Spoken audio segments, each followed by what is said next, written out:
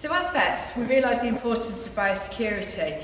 Biosecurity is important in terms of limiting the spread of equine infectious diseases such as strangles all the time.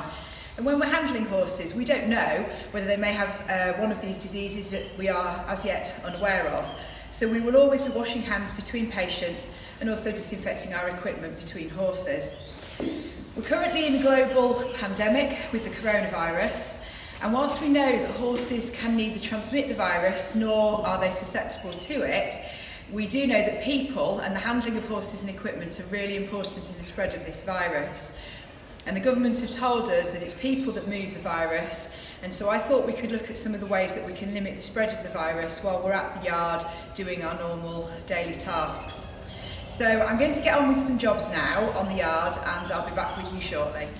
Okay, so I've been doing some jobs on the yard since we last spoke, and I just want to explain a bit about the white powder on my hands. So if we imagine for a moment that this white powder on my hands is actually not white powder at all, it is in fact virus, and the government have told us that a lot of the time people can have the virus and not be aware that they've got virus, they haven't got symptoms of the virus as yet, and this is the way that the virus is spread without us realising.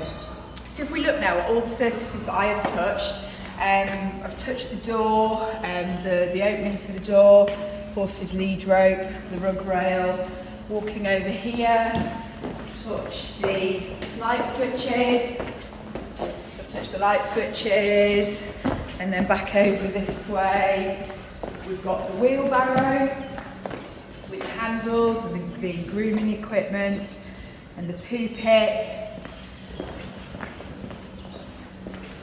Over here we've got the tack room door, which is also covered, and the tap, the hose pipe, and the horse's water buckets. Oh, and not forgetting the feed scoops and the feed container. Unwittingly touching these surfaces, then they're going to go home, get in the cars, maybe go to the shops and be touching things, and they're spreading the virus in this way. We know it is incredibly infectious. So what can we do to help? So we should be washing our hands on arrival at the yard, not sharing equipment so that we're only handling our own brooms and wheelbarrows and grooming equipment, feeding equipment, and then we should be washing our hands again before we leave the yard.